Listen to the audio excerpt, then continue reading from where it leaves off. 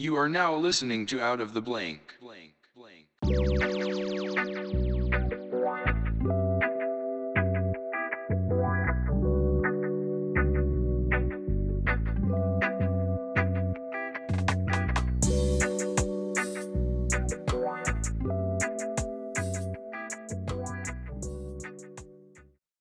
Welcome to another episode of Out of the Blank podcast. And I know I'm going to mess this up because I just forgot it already, but I'm here with, oh yeah, I'm not even going to attempt it. One more Um, time for me. One more time. João Sancheira. João Sancheira. Yeah, you got it. All right. So please tell me a little bit about yourself and if you want, what you do professionally. Okay, so I'm 32 years old. I'm from Portugal, from a small town near the capital. It's about 40 minute drive from Lisbon, which is the capital of the country. And I'm a head bartender for 3 bars right now. So I'm the executive head bartender. But I spend most of the time in the Zordem bar, which is the place that I put more my energy into it. I'm married. I have a 7-year old daughter, and I think that's That's fine. That's more than enough information. It's not like you're giving out a dating profile, but when it comes to bartending, like what do you find the most interesting part kind of about bartending? I think it's because like I've always had a fascination with it because I'm really into stories. I'm really into like people's kind of like tale of like where they came from. It's kind of why like the podcast kind of helps with that. But like as a bartender, you get to hear everybody's story basically and some of their vulnerable spots too, because they get liquored up. yeah. It's a little bit like speed dating because you're spending just a limited amount of time with people. Like imagine you have a guest that's only like he's a tourist and he's gonna be in your bar for 1 hour, and you feel like you got 1 hour to have a conversation with him. So you get basically that person in 1 hour is going to tell you what's more relevant to him right now. But for me, bartending, I think it's like having somebody over at your home. So you're just hosting people, but you don't choose who you're gonna host. So you invite your people, you invite your friends over for dinner at your house, for example. And I didn't invite anyone to the bar. Everyone is welcome. So people show up, and I just host them and make them feel the best I can. Well, how do you typically, let's say, if I came up to your bar and asked for a certain drink, how do you try and entertain or try and keep me kind of, I guess, in a good mood, especially when someone's going through something as a bartender, being a host, I would say you're looking for tips as well. Yeah. So basically, what you're gonna do must first thing you gotta do, you gotta feel how's the person doing. If he's if he's in a good mood, or maybe it's a little bit upset. My wife slept with the pizza guy. That is what happened, and I need a drink for that. What would you recommend? Maybe first of all, you're gonna need a shot. Okay, let's start with a shot. Let's start with a shot first, and then we talk about your drink. Yeah, but after that, that sets the tone for how is the person doing, and then you're gonna have to ask the person what he likes, what what is his tastes, because you don't wanna go above that. You're gonna first got your trust of your patron, see what he likes, and then serve it to him. And if he likes, then you can build on your rapport from that. Well, it's crazy because people always look at like a bartender like, "Oh, you don't want to be a bartender somewhere." It's like that's one of the hardest jobs I think compared to like anything else that a lot of people do because you have to remember a certain amount of drinks. You have to be able to make any really type of drink. You have to stay up on it too. And you got to also do a thing that's like I took it for my casino. It's called tips training and it's supposed to be where you are able to monitor people and tell if they're getting too intoxicated and if it's going to be a problem. Like, when a bartender cuts somebody off, you have to know when that right amount is without pissing off the patron. Yeah, you gotta keep an eye on that. Um, you gotta keep an eye, and the best thing to do is just like you have to do that sort of from the beginning because first and foremost you gotta make money, so you gotta sell drinks, but you gotta pace people. You gotta know their pace, see if they are from the beginning, like if they've been 1 hour and they already had three drinks, you gotta start to realize or think if the person is gonna leave soon or is gonna stay for another 2 hours and is gonna have 10 more drinks. That's gonna be a problem for you. So the the sooner you catch up to the problem, it's better, I think. Well, it's crazy because, like, if you look at a bartender, you have to be very good at reading people. If somebody comes in, like when we say like tips training, being able to tell someone's kind of intolerance or tolerance for alcohol, it all comes into body weight, comes into gender, comes into height, comes into all these other factors. How much did they have to eat before they came in? It's like you're looking at them, and it begins like the beginning of Sherlock Holmes, where he's like analyzing the whole situation. That's literally what it is. Yeah, it's kind of that, but like the job I do, I'm more of so we work more with cocktails. So and so we are talking about higher prices and stuff like that. So people tend to have like one or two or maybe three cocktail stops, and then maybe they change to beer, or most of the times they're gonna leave the place because they go for a certain experience, and once the experience is over, you go home. It's like you go to a restaurant, you have your dinner, and then you leave. You don't stay, and you can, unless it's a buffet, all you can eat buffet. You're not gonna stay there for very long, I think. What would be the craziest drink combination you've ever made? I don't know. Like black garlic and truffle, for example, with mango as well. That sounds awful. Um, That sounds like I know Robin Williams has a joke about like the brain and how you can put too much information in it is like a bouncer at a club is basically when you get drunk. You're inviting all these certain you can only invite certain groups that bond together. Like, if you're doing beer, it's okay to do like maybe a shot or something. But once you start inviting all those different liquids, the bouncer is your stomach. It's got to push some of that stuff out.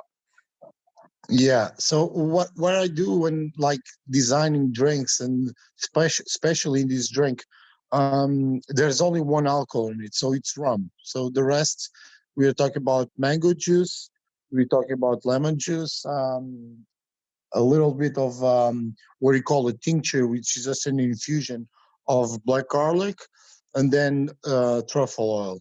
So there's only one liquor in it, so you're not making any mixture. So you can keep you can have another drink with rum, and that drink only gonna have rum in it, and the other drinks they are just like juices or cordials or stuff like that. So there isn't much of a mixture, and the way I do drinks, they're all like very light, in the sense they aren't like thick drinks like a pina colada, for example, or a bloody mary, which is going to be very messy. So they're just clear like water, so they're going to be much simpler on your stomach.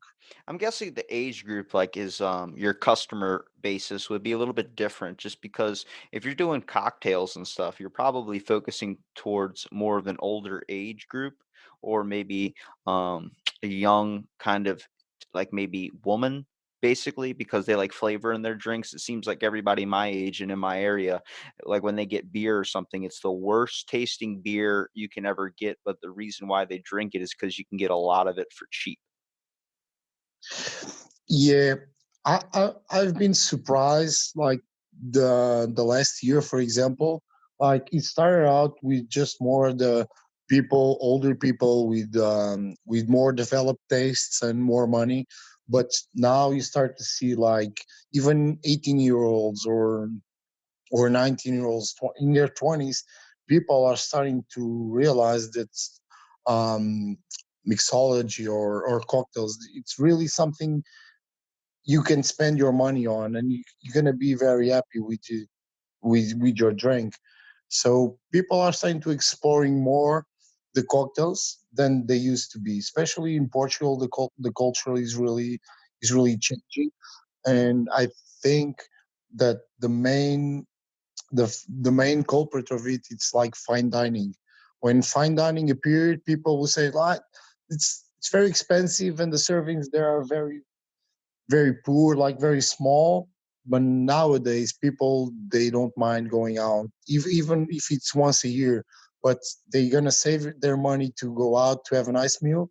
And cocktails is kind of the same. Like you can have, instead of having 10 beers, you have a cocktail and you have an experience. And beer is always there for you. It's like safe in there, so you can always return to beer, but you can go out and explore. I always look at like I'm not a big drinker, and whenever I roll up to a bar, I'm usually like, can I get a water or can I get like a Diet Coke? And I swear I never have to pay only because they just look at me and start talking to me. And I guess they're just like, it's on the house. I'm like, all right, cool. But like I look at the menu, and when I'm looking at the menu for the drinks, dude, like I would want something with flavor. Like I'm not a beer guy. I want something that's gonna taste good. They had like a one called the Rocky Mudslide. It sounds like what you would get if you had major diarrhea. You call it like Rocky Mudslide. But like on the menu, what's in it is like chocolate liqueur, and then they have like a little bit of like fudge, and it's basically like a milkshake, but it's with alcohol, and it has a little bit of rum in there, some Kahlua or something. I'm like, damn, like that looks tasty as hell. I wish Chick-fil-A sold that on their menu. Yeah, you get a lot of that. I always say to people that if you read it on the menu, like you're reading just the menu, is not. You can imagine the flavor you're gonna have on your taste buds, but it's not always gonna be the same. Like sometimes I go to a bar, for example, when I'm being a customer, I go and I have, I don't know, let's say whiskey, because I like whiskey. So I look at the menu, there's a whiskey drink, and I can ask for the whiskey drink, but then later on I can be disappointed by the drink doesn't taste like whiskey because they put a lot of things and just to mask the flavor of the whiskey, and then you're disappointed. So the best thing is always ask the bartender how it's going to taste like. Doesn't matter the ingredients, like it's going to be sour, it's going to be bitter, it's going to be fresh. um how is the drink like? Does it taste really like whiskey?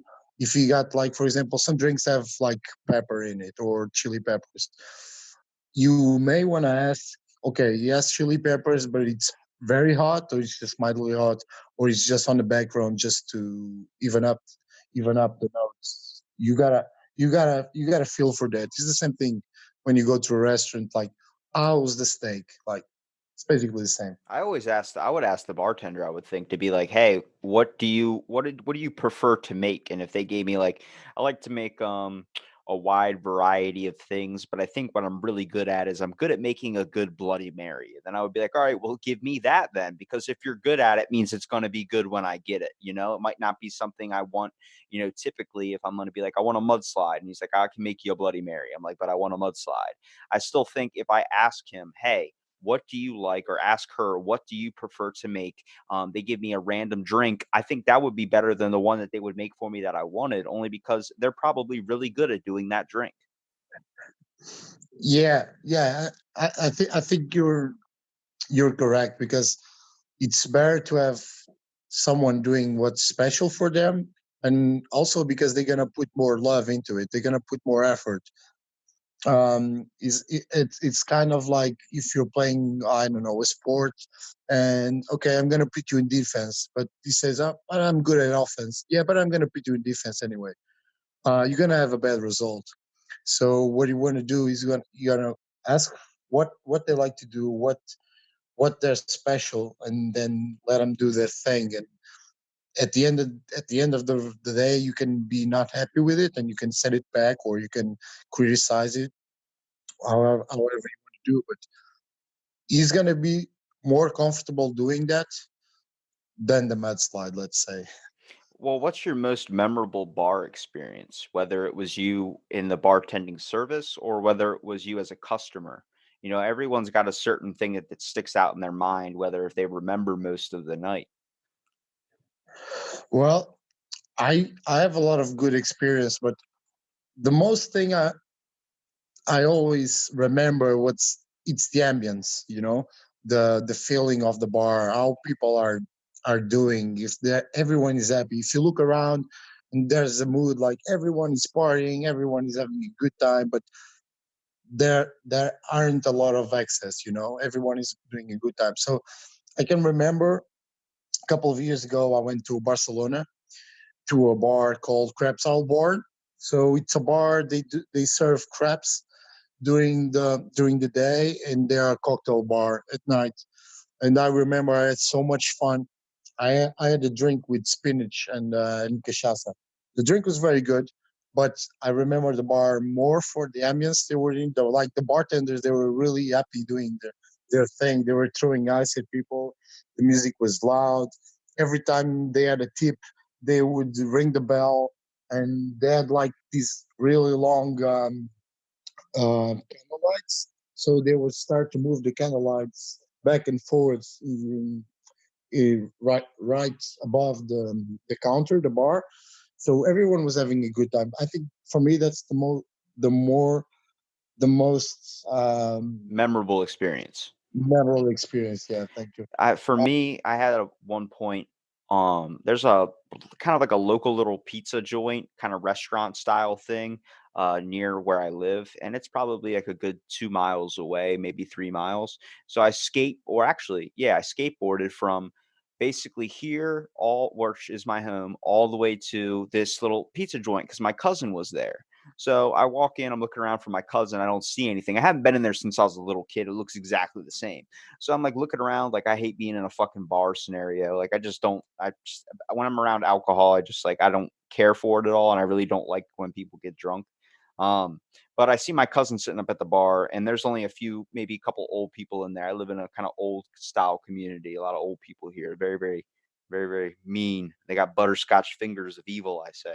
But you know, I rolled up to him and I sit next to him. I'm like, "What are you doing?" He's like, "Here, just give me a minute. I ordered a drink and I also ordered some food." I'm like, "Okay, cool." So he gets this Maryland. We're in Ocean City, Maryland, so we're good here for crabs. We're known for that, our seafood. So he gets like Maryland crab soup or something with a little bit of what do you call it? Little like saltine crackers that go in it. So he's sitting there eating that. I'm looking over at him.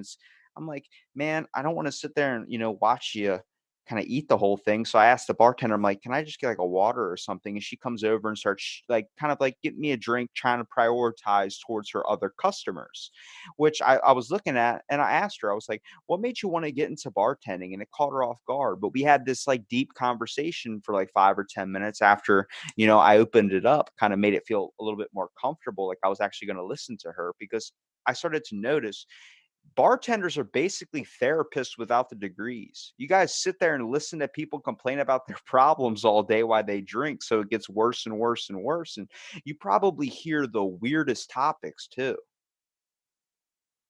Yeah, you get that a lot. So basically, what I do is just I listen. I put some input, but the thing is, even in therapists, like people just want to get things off their chest, and sometimes it's better with a complete stranger than someone because it's like maybe you're not gonna see me again, so you can say whatever you want. Because even if I judge you, you're not gonna see me. I'm not gonna have any real input in your life, so I cannot damage your life, or I can tell about what you told me because, well, it doesn't matter. I know your name and where you are from, and what you had to drink, and that's it. So people talk a lot with strangers because I think it's easier with strangers as someone because if you're telling something to a friend, maybe you're gonna be scared if he's gonna tell somebody, if he's gonna judge you, how it's gonna affect your relationship with him. So yeah, we hear a lot of things from people, and it's good because sometimes it's like looking in the mirror. sometimes your problem that you also have that problem, and you have a different input, a different perspective towards the problem. So maybe it can help you as well. What would you say the weirdest thing you've ever heard from somebody would be? Or maybe like a sad story or something? I mean, just talking to the bartender lady, she kind of was prioritizing her other guests, and I asked about that. I was like, "How do you manage to get tips like on a night like this? There's only a few people in here." And I was saying that, people would walk in and she'd be like, "Hi, Jim, I got you right over here. Got everything pulled up for you." And she got a rapport with the customers that she was having, and she was telling me stories like this guy just lost his wife, due to a horrible like a disease or something, and would keep on telling me all these things that she know because she soaked up all this information. So I want to ask you, what's something that really stuck in your mind that someone has said, whether it was a certain topic, maybe a view on something, or maybe a personal thing that happened to them that kind of made you like really stuck in your mind? I remember one guy that came over the bar, and we were talking for a while, and then he just cracked. He just starting. He seemed fine at the beginning, but then like 10 minutes later, he just starts to cry. For example, in this case, he's starting to cry, and I said, "What's the matter? Can I help you with something?" And basically, what he told me, it just long story short, he got to his house and the lock was changed, so his wife just put him on the streets. Like, he came home one day from work, put the key on the lock, and it was locked. So, and he called his wife and says, "I'm not gonna see you again." And she didn't even try to have a conversation with him. It's like go on your own life. I'm gonna be on my own life, and that's it. And he didn't even got his things back. Like, he had his clothes and everything at the home, so he was just crying. He didn't know what to do with himself. Like, he doesn't have nothing. He's just like, he has his wallet, his phone, and everything is back at the house. And the wife just changed locks one day, and that's it. You're out. It's most. It's a sad story, but it's one of the most memorable I have. Well, even when like all the bar chatter you would typically hear, what do you personally kind of feel like is usually brought up at the bar table? Like if someone comes by, what do they usually talk about? Sports? Or are they talking about politics? Like I know a lot of people are kind of obsessed with what the world's going on. You got the TVs probably behind you too. How many times you go, "Oh, switch it to Sports Center, oh, switch it to this," or you hear an argument? Because I mean, I've been to plenty of bars and I've seen a lot of encounters with drunk people where they're just flipping out over nothing. Yeah, I would say that the conversation I hear the most, like when it's a group of guys, they're talking about girls, for example, and sports, politics, not that much, but yeah, about girls, and like boy stories, like, "Oh, I was going out with this girl," and stuff like that. And then on groups of girls nowadays, it's just a lot of Instagram photos. I think that's it. Yeah, well, even on your Instagram too, which kinda caught my eye, was the fact that how you kind of style your drinks for a certain picture. I mean, a lot of the drinks look very, very appetizing. Would you say that's like the main thing as a bartender you try and capitalize on, is the kind of the look and appearance of your drinks? Yeah, you're gonna drink your drink with your eyes first. So, like, you cannot, on Instagram, for example, I cannot put the taste in there. I can say what's in a drink, but then again, you can imagine how it's gonna taste like. You can imagine how it's gonna smell like. But the picture is more appealing. So you have to have a strong presentation in your drink, because it's gonna caught the eyes of the people. Like, if you live nearby and you saw the picture, like, I really wanna go there because it really looks good. So I'm gonna go there. I'm gonna taste the drink. So it's one way to promote it, but that's on the internet, because on the bar, I don't think that that's really important. It's important to people to they look at the drink and they start to imagine the flavor and starts to build the image of the drink. But for me, the best thing in bars is for people to connect. That's, for me, that's the best thing. Like, if you're having a conversation with your friend, and let's say it's a long time friend, like you've been friends for 20 years, it's very interesting to have a conversation with you because you're friends. If you're having a glass of water, that's fine because it's your friendship that matters. But if you have a nice cocktail, it's even better. If you have a nice meal over it, and let's make it a dinner, it's even better.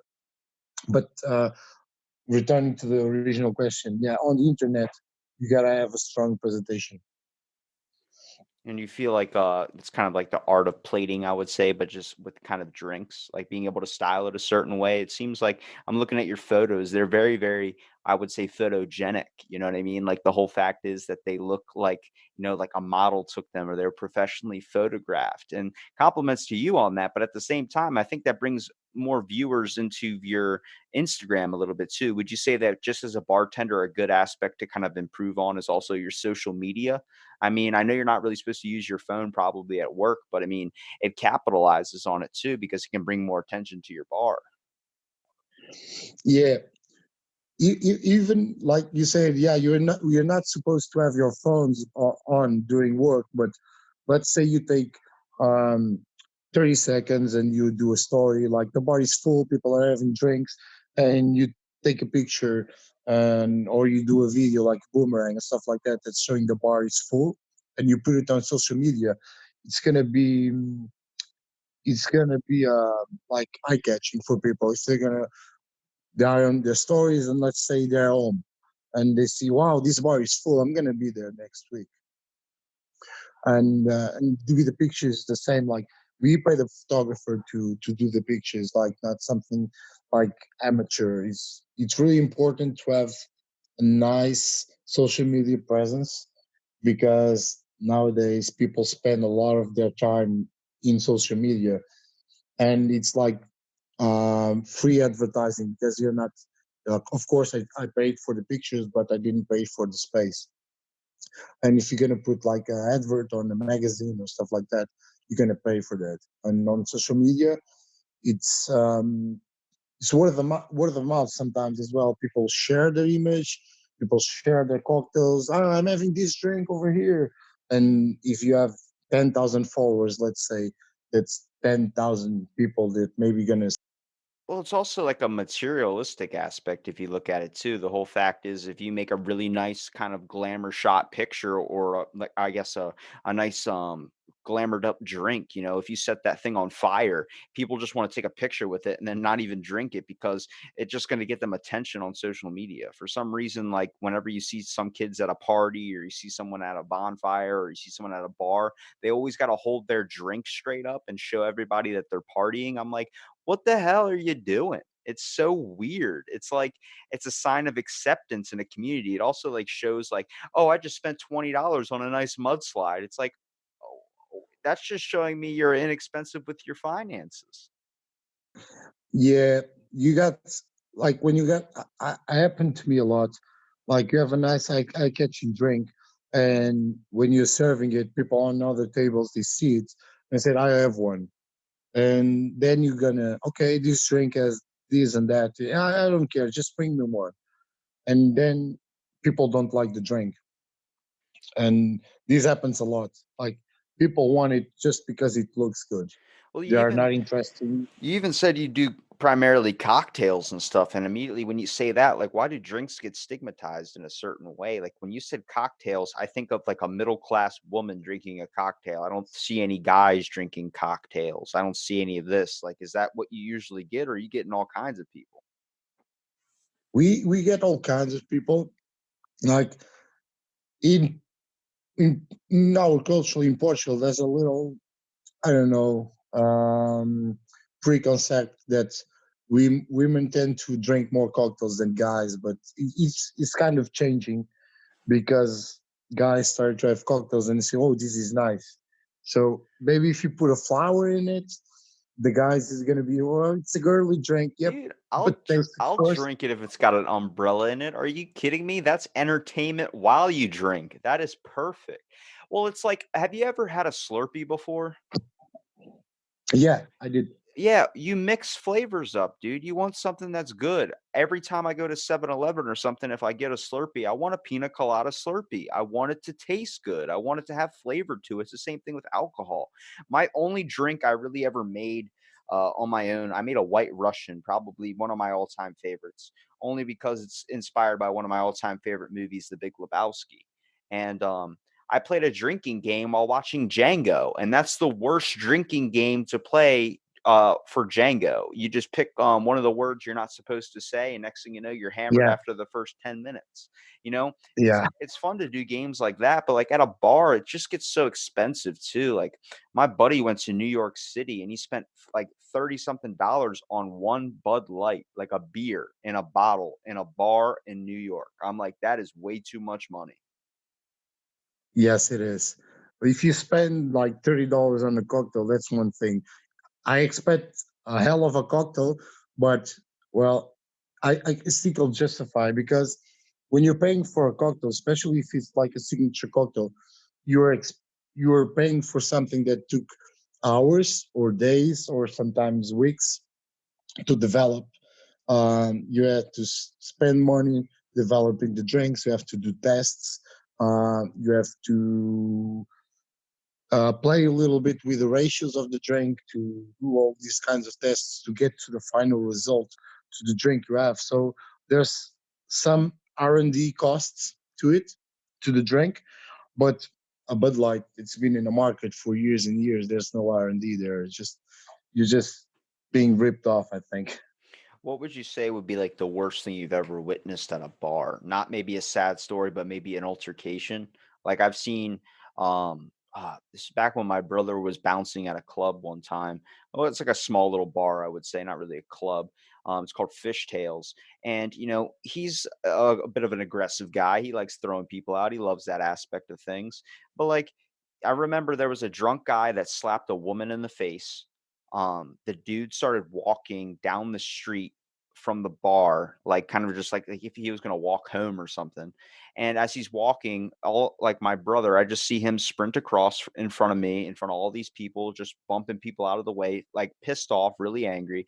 And he jumped on this guy's back, and he did Brazilian jiu-jitsu for a little bit. So he puts this guy in what they call a seatbelt, which is like if you wrap him around with your arms and legs, kind of like just hop on them and wrap him. Yeah, And he did that, and the dude was so drunk that as soon as my brother did that, he collapsed, and my brother slammed his head against the street, and both of them had a concussion. And I was like, damn. But I mean, like those things, like people don't even consider like how dangerous a bar scenario it is. I mean, it's fun, but when you get alcohol involved, it never usually typically ends well. Somebody gets hurt, whether it's a stupid altercation, you just don't act like yourself. You're not thinking clearly. And from a bartender's point of view, you can get sued a lot as well. I mean, people can sue you because, man, you shouldn't have gave me that one more drink and I wouldn't have got that DUI. It's like, but I didn't give you the fucking keys to your car to drive. yeah. Um, it's sometimes a lot of times being a bartender is like being a babysitter because people turn into babies when they're drunk because they mumble, they stumble, and sometimes they saw themselves or they puke. So it's sort of like toddlers. But I can remember just two. Now it was a month ago. I was standing bar and it was kind of a slow night, and there was a couple that came in. They were French. They came in and they asked for two cocktails. So I served the cocktails. They tasted all good. Okay. So they sat down at the bar and they're starting to speak. Well, I don't speak French, but they were shouting. They started shouting at each other, and then out of the blue, the girl slaps him and just goes away. And the guy stays for a lot, 2 minutes. He pays the bill and he goes after the girl, and the drinks just stayed there. They didn't have their drinks to the end. They just out of the blue, they starting to have a argument. They fight. The girl slaps him, and they both go away. Then you get that a lot of arguments, a lot of fights. How often do you get someone that tries to slip somebody something in their drink? Like I hear that a lot down here. At least in my town, a few people during the summer. We're known as a beach tourist town. There's people that get slip drinks all the time, dude. It's a real problem too. And surprisingly, a lot of it is guys getting slipped a drink or getting slipped something in their drink, like a pill or something. It happened to me when I was going out, not to me, but in my group of friends. But as a professional working in a bar, I never had a situation like that. But it happened to a friend of mine once when we went drunk.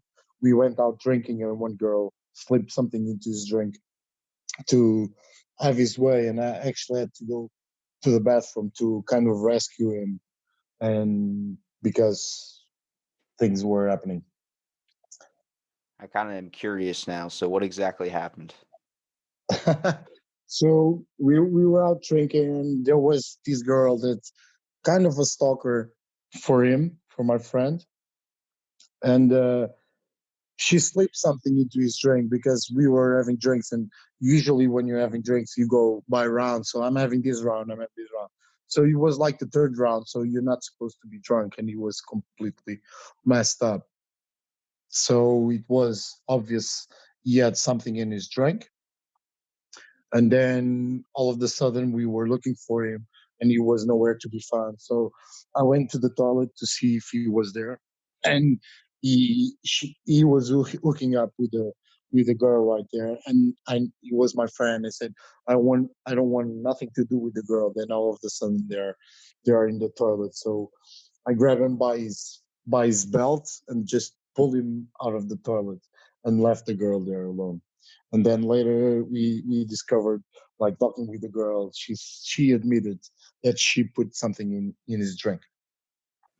Man, that's nuts, dude. See, it's like just shows like it's weird because everyone, if a guy does it, they'll say something. There's like this video on Facebook you can watch. It's a girl slipping a kind of like a pill into a guy's drink, and people see it and nobody says a word. But then when a guy does it to a girl, they freak out. I'm like, hold on a second.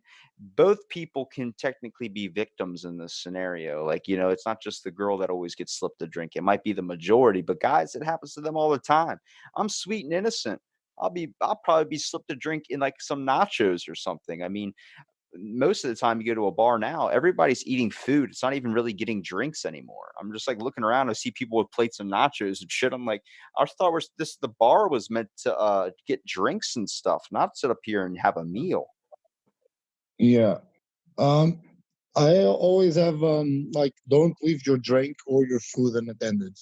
Like, sometimes even when I'm on a busy place, when things can happen very fast, someone can put something in your drink like really, really fast. So I never leave my drink unattended on a table. And even when it's on my hands, when I'm going to a crowded place, I always put my hands on the top of the glass. So there's no chance of anything going in it. I have that policy for myself, and I think people would do the same. It's kind of boring doing that when you're supposed to be having fun, but it can save you a lot of trouble. Yeah, well, some people can't really handle it too. I mean, as a bartender, you got to think of the backlash. Like even with a bouncer, I mean, my brother when he was bouncing constantly in the mail, we were getting court cases and appeals he had to go to because he was constantly getting sued for, people just want to sue over anything. If you touch them, it immediately becomes of that. Like, I get that in my casino too, doing security or something. Whole factor is if you get handle somebody a complicated way or someone doesn't like the way you talk to them, they can immediately want to take you to court for it. It becomes an issue. But at the same time, like they're in the wrong and then they feel like, they've been wronged, I guess you would say. But like even at a bar, when we took the tips training to be able to register and be able to kind of focus and see who's had too much to drink and how to really get them to stop. As a bartender, what do you typically try and do in that scenario if you see someone's had too much? Because like they were telling us you couldn't just straight up tell them you've had enough. Well, for starters, in Portugal, we don't have that suing people over like it's like in the States. It's not the same thing. We don't have that court culture that everything is a suing issue. But nonetheless, you want to be nice to people. You want to let them know easily. when they had too much to drink. Then if that doesn't work, you always got the law because they got a paper in the bar that says like I cannot serve people that they are noticeable drunk. So that's it. You just say, well, you cut off. Yeah, usually you have to tackle it from like a friend aspect. You gotta be like, "Hey, man, like I think you've had too much to drink. It's against the law to do this and something like that." You got to add that in there. Like the cops could be involved. I don't want you to get in trouble. So then they're like, "Okay, okay, yeah, thanks for looking out for me, man." You're like, "No problem, no problem." Yeah, first you want to be a friend, and then it depends on. It doesn't depend on the amount of alcohol he has. Just depends on his approach to life, and he can be really comprehensive and maybe go away or try his luck somewhere else. But it's better you live better with yourself if you know you did the right thing. So if you had too much to drink, it happened before to me a lot of times. Uh, I can remember three months ago I was working, and there's this guy that there was a line, and he completely cuts the line, goes straight to the bar with this bill, with a like a €10 bill, and he was just shouting like, "Hey man, I need a beer! I need a beer! I need a beer!" And first and foremost, he just cut the line, so I would not serve him just for that. But he was starting to be obnoxious, and then I served everyone, and he just stood there on the bar and said, "You're not going to serve me?" I said, "Well, no, I'm not. You're too drunk for stars, and then you just cut the line, so I'm not going to serve you. That's it." No cuts, no butts, no coconuts unless they're in a pina colada. Yeah, and just look at me, and he didn't even argue. He was just like, he flipped his back and he went away. I think it's the best he did How that often do night. you come across somebody that might be underage trying to get into a bar? Like you got to look out for those as well too. That happens as well. Yeah, we don't ID people, but only if like the in Portugal you can start drinking when you are 18. So from 18 years old you can drink. So you're gonna look out for that. And there's a lot of guys that come, "Oh, but I'm 17. I just want a beer. Beer is not too much alcohol." And I always play it safe. I try to ID them, and they say, "Oh, I don't have my ID." Well, I'm not gonna serve you. That's it. There are some guidelines that I use on the bar that I really I don't make exceptions, and because you can really get into trouble, like with underage, with drugs, stuff like that. It's a big problem, and you can get into trouble with the police and stuff like that. You don't really want to do it. It's better. Well, if you don't sell a beer, you don't sell a beer. It's not that much of a problem, but the problems you can have from that of selling a beer to an underage, they can be a problem. Like imagine I served the beer and then 2 minutes later there's an inspection on the bar, for example. You just you're messed up now. That's it. Yeah, I feel like especially like in my town, there's a lot of like for us it's 21 here. It's not 18. So it does get a little bit complicated. Like in my casino, we obviously have to ID. It's the first thing we do in case we see someone young or something. But like it's an occasion. People come in trying to get fake licenses. And what's funny is there's that bar Fishtails I was telling you about. They actually take your fake ID and laminate it to the bar stools at the bar. So people sit on your practically your ID, your face, and it was funny because my brother told me this story of one time he was like, bouncing or whatever, and he hears some guy go, "Wait a minute, that's my daughter." And it looks, and he was sitting on his daughter's fake ID the whole entire time. Like, that's crazy. Like I'd never even try to get a fake ID. I just don't look at alcohol that way. But like, I'll approach a bar or something and the person be like, "Got your ID?" I'm like, "I just want a Diet Coke, man. That's all I want. I'm not here to drink any alcohol and stuff." Because you see people get trashed, people order shot after shot after shot, but that all hits you at once. And the next thing you know, you're like trying to stumble to the bathroom, you end up falling down a flight of stairs. Yeah, it's not fun at all. I i was i was a straight years, so I didn't drink until I was 23, no, 22. Until I was 22, I didn't drink. So I started when I was 18. I had a few drinks when I was a teenager, like in family lunches and dinner stuff like that. Nothing out of the house. But then I was a straight edge, and then when I started drinking at 22, I started to realize very fast that alcohol was it can turn into a problem fast.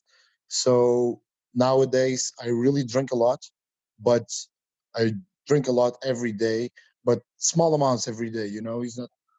I can spend like I was drunk maybe 4 weeks ago, something like that. Yeah, 4 weeks ago, but I wasn't drunk for a year before that. I really don't get drunk a lot, but as I have my profession, I drink a lot every day. I taste things. I have a beer here and then. I have a whiskey here and then. But you know, s- cross like spared throughout the day, not everything at once. And people really drink a lot. And my advice to younger people is like discover what you like to drink and don't drink too much of it. Just enjoy, Yeah, enjoy. Not I had a buddy of mine on my podcast a long time ago. I used to be like kind of like, a little bit of friends. Like I knew him in high school. We were in the same class together. We got, talk, say hi every now and again or something. But he ended up getting to a car accident like a few years after we graduated with his friend, drunk driving, and killed his friend. And, ripped off most of his leg, had to get his leg put back on or his foot. Had this a giant scar on his face, and talking to him about all the PTSD he suffered from it. But now what I've seen him do, he's completely turned a 180. He's going to schools and teaching kids about the bad effects of drunk driving and the seriousness of when it comes to alcohol. It's more of a privilege, not like it's not something to be taken lightly. You still have to understand the severeness of your actions too. Like, calling a cab for somebody if they look like they can't drive, or an Uber. I mean, all these apps. I talk shit on Uber because I don't like Uber Eats at all. I think that's too much free range for kids to be able to get delivery food. But it is a benefit when it comes to like you're drunk and you need a ride home, because getting behind that wheel is a dangerous thing. Yeah, it's really dangerous. It's really something you cannot, because you get people are drunk. You don't have any idea who's going to drive or not, and it's not something like it's it can be on your conscience a little bit, but you don't have to how to solve the problem, because people maybe they left their cars, I don't know, 1 mile away, and they're just gonna walk, and the car is not just in front of the bar. You don't see people walk up to the cars. You really don't have any. And me personally, I never drink and drive. Never. If I have a drink, if sometimes I have a drink and that wasn't the plan, and the car is nearby, I just leave the car. It's always the best option. You don't want to get into trouble. You don't want to mess up your life. You just look at it. Well, you can walk, you can call cab, Uber, whatever, but don't drink and drive. That's Yes, for sure. Taco Bell's not that important at 2 o'clock in the morning. I can tell you that. I mean, just because the drive-through's open doesn't mean you should be going if you're drunk. You know what I mean? Um, but even like with studying mixology too, how much did you have to really learn about drinks? Like, do you do your own research on it, trying to figure out what are the best and cool combinations to stay on top of, like trending stuff, or do you do a lot of your stuff kind of on hands experience? Uh, you always want to study. Like you always want to study. Um, don't look for someone like a mentor or something like that. Go out, buy books. Nowadays, everything is on the internet. Really, if nowadays you can literally, if you have a question, you can just type it on Google and something will come up. So if you want to, oh, can I mix bananas with pumpkin, something like that?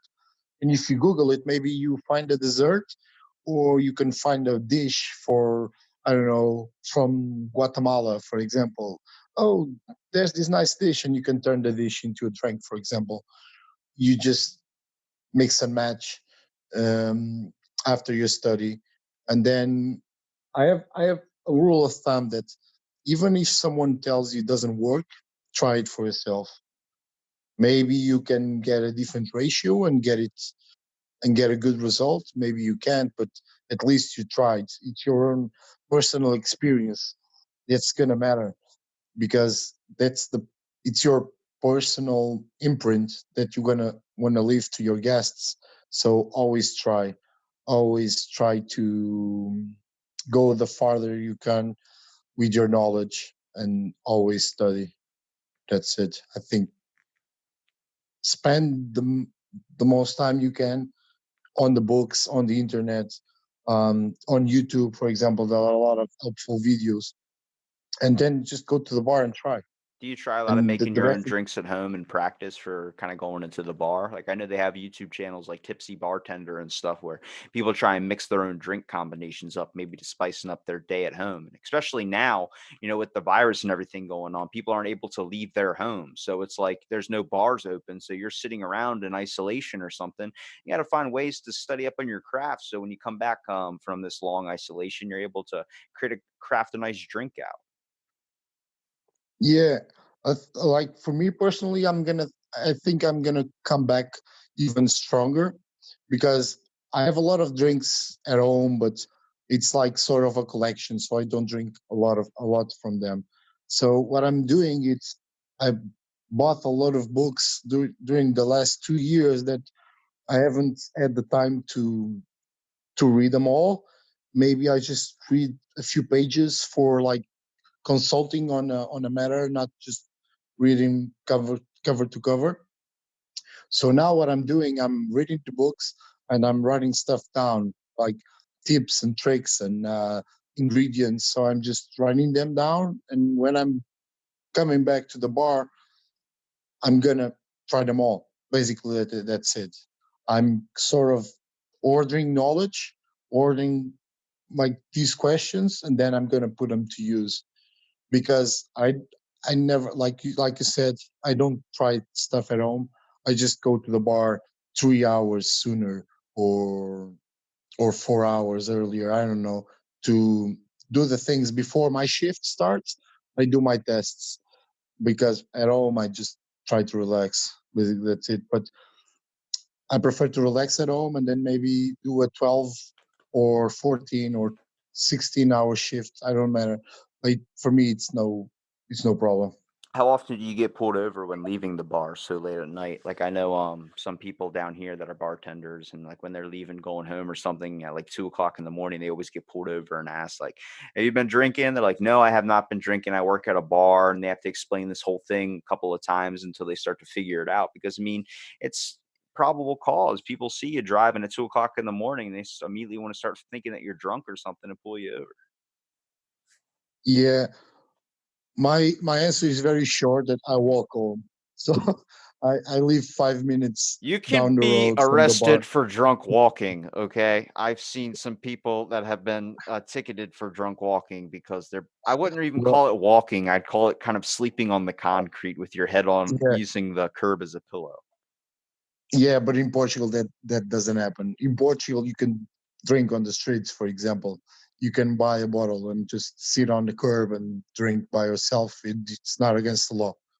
That's what I feel like is okay. The only problem I see with that is if you're really depressed and you're like sitting on a curb and then you just decide to get up and walk in front of a car or something.